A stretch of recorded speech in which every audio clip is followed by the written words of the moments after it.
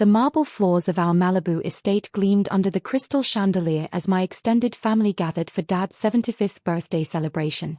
32 family members filled the grand ballroom, their designer gowns and tailored suits reflecting their assumption that wealth was their birthright. I stood near the floor-to-ceiling windows overlooking the Pacific, wearing my simple black polo and khakis, the same outfit that had earned me countless lectures about appropriate attire for family occasions. My stepmother Victoria swept across the room in her custom Valentino gown, the diamonds at her throat catching the light as she gestured dramatically. "Richard darling, tell everyone about the Foundation's latest acquisition. 200 million in art donations this quarter alone." Dad beamed from his position beside the grand piano, his Armani tuxedo impeccable as always. "The Chen Foundation continues to grow under my leadership. We've now exceeded 5 billion in total assets under management."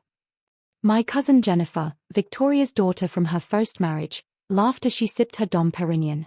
"It's amazing what proper business education can accomplish. Unlike some people who think a computer science degree makes them qualified for real estate development." The comment was clearly directed at me.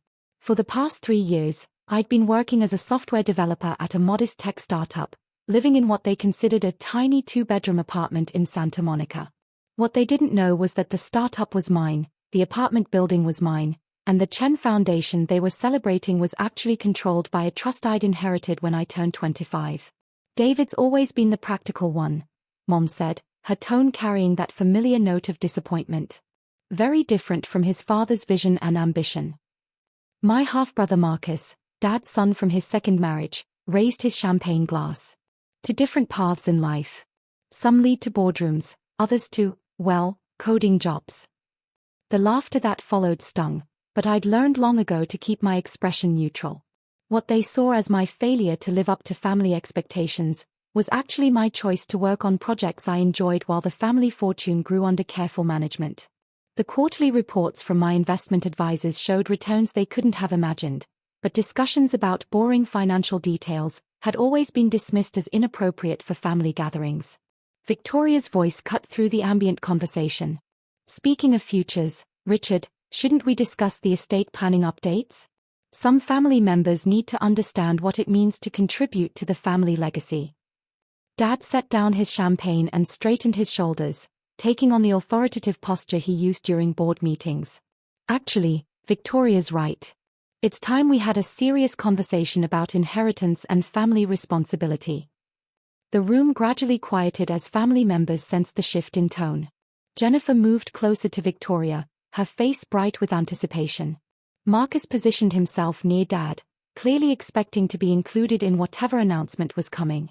"David," Dad called out, his voice carrying across the ballroom. "Come here, son." I walked across the marble floor, my simple outfit feeling even more out of place among the designer fashion surrounding me.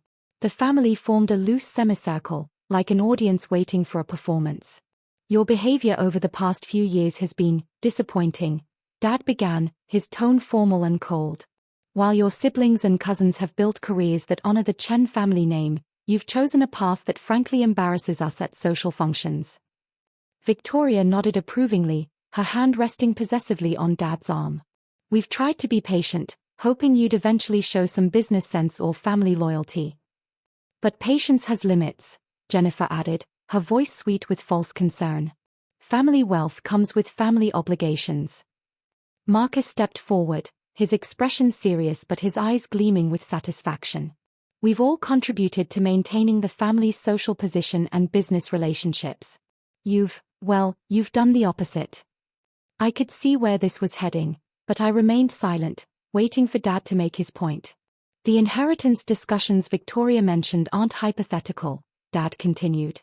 "We're restructuring the family estate, and frankly, your recent choices have made it clear that you're not ready for the responsibility that comes with significant wealth." My phone buzzed in my pocket. I glanced at it discreetly. "Chen Family Holdings, quarterly estate management meeting scheduled for tomorrow. Property transfer documents require signature. Whitman, Keller and Associates." "So we've made a decision," Dad announced, his voice rising to ensure everyone in the room could hear. "Effective immediately, you're being removed from all inheritance considerations." The family murmured their approval, several cousins nodding as if this were a long overdue business decision. Victoria smiled triumphantly, while Jennifer actually clapped her hands together softly. "Forget your inheritance, you're out," Dad declared loudly, his champagne glass raised like a toast to his own decisive leadership. My phone rang immediately, the ringtone cutting through the ballroom's shocked silence. The caller ID showed Whitman, Keller and Associates, Estate Division. "Excuse me," I said quietly, answering the call.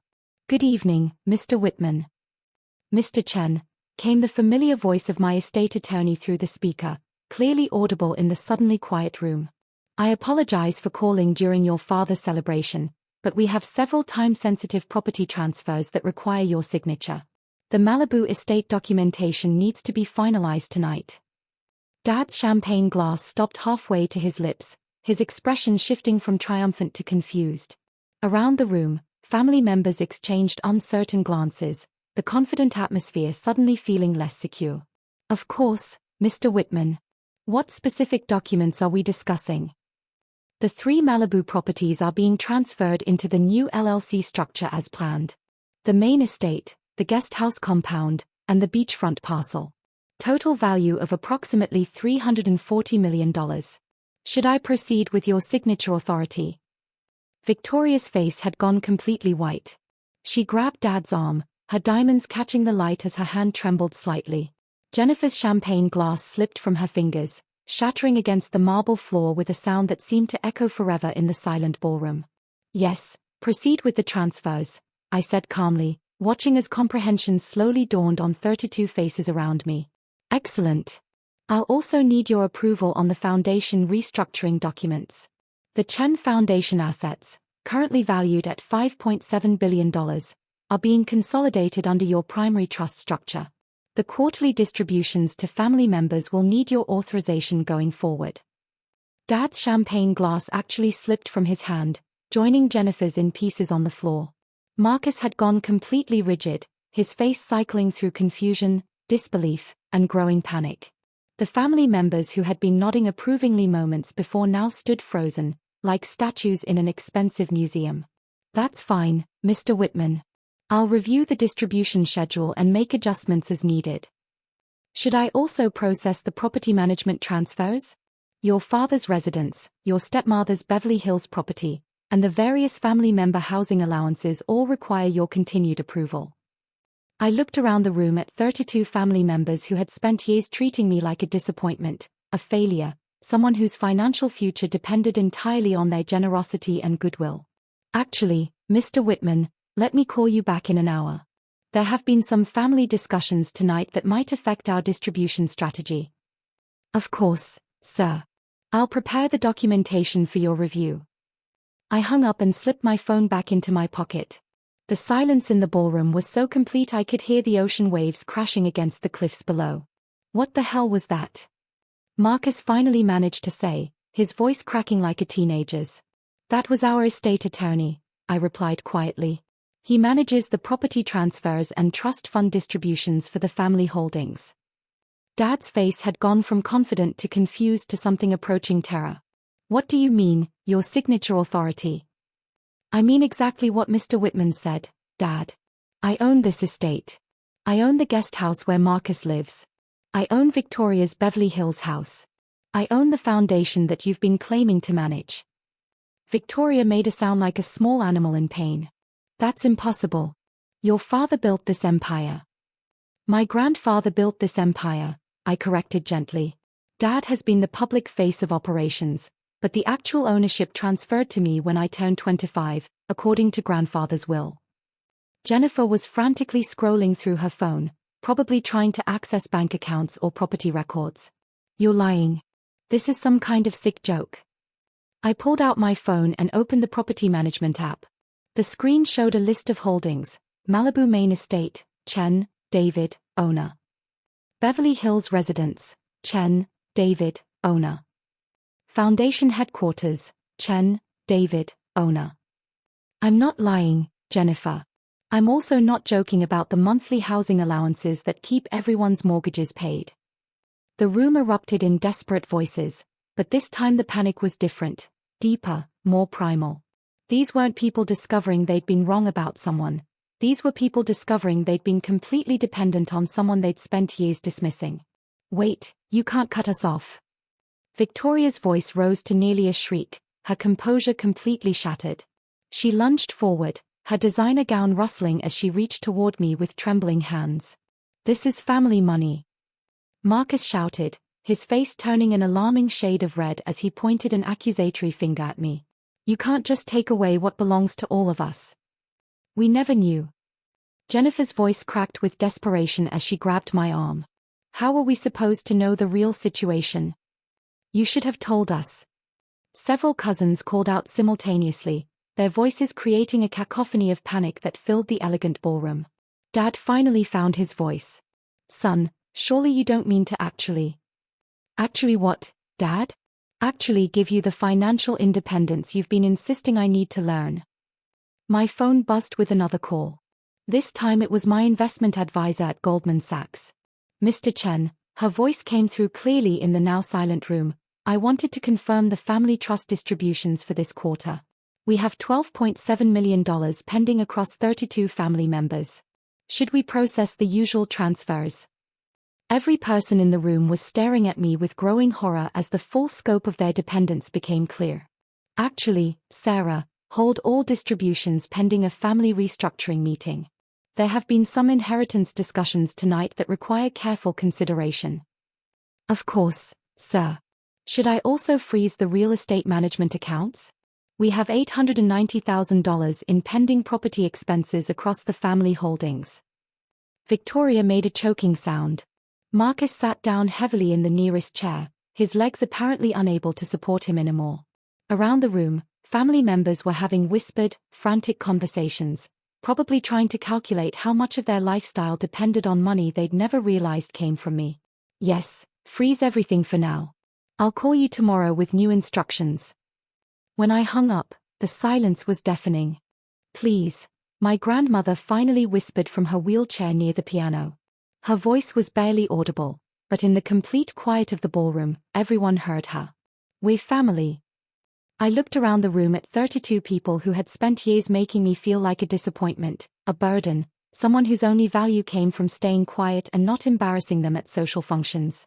Their designer clothes, their expensive jewelry, their luxury cars in the circular driveway, all of it funded by trust distributions I approved, property maintenance I paid for, investments I oversaw while they dismissed me as someone who would never amount to anything. You're absolutely right, grandmother. We are family.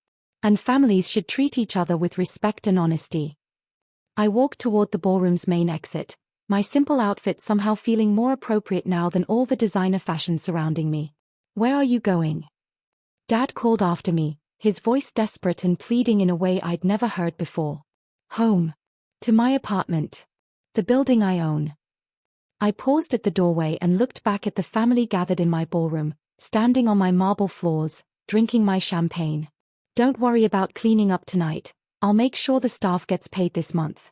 After that, you might want to start learning how to operate a vacuum cleaner. As I walked through the main entrance of the estate that had been in my name for 5 years, I could hear the frantic conversations erupting behind me. 32 family members suddenly realizing that the person they'd just cut out of their inheritance actually controlled every dollar they'd taken for granted. My phone immediately began buzzing with text messages. Please call me immediately. We need to discuss this. Dad. This is insane. You can't be serious. Marcus. I'm sorry for what I said. Please don't do anything drastic. Jennifer. We had no idea. Please forgive us. Victoria. I turned off my phone and got into my Tesla, the same car they'd mocked as trying too hard to be environmentally conscious when I could afford a real luxury vehicle. As I drove down the winding Malibu road toward my Santa Monica apartment, I smiled thinking about tomorrow's family meeting. For the first time in my life, when we discussed inheritance and family responsibility, they'd be hanging on every word I said. The quarterly distributions could wait. After 5 years of managing their money while enduring their contempt, I had all the time in the world to decide what family legacy really meant, for all of us.